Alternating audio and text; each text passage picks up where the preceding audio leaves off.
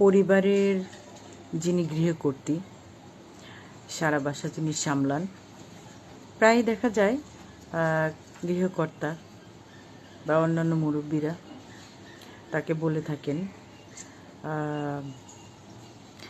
অমুকের শরীরের অবস্থা খুব খারাপ, তাকে একটু ভালো করে যত্ন নিও, তাকে পুষ্টিকর খাবার দিও।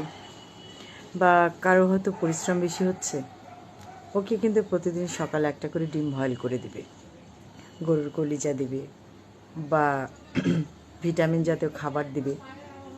মার প্রতি একটু যত্ন নিও, বাবার দিকে খেয়াল রেখো, আমার ছেলেকে ঠিকঠাক মতো খাবার দিও। কিন্তু এরকম বলতে শোনা যায়।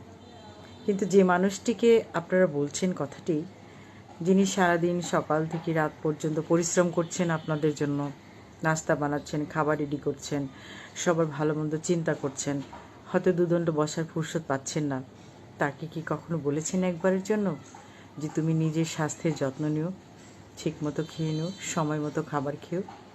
প্লিজ, যদি বলে না থাকেন এখনই বলুন, আজ থেকেই বলা শুরু করুন।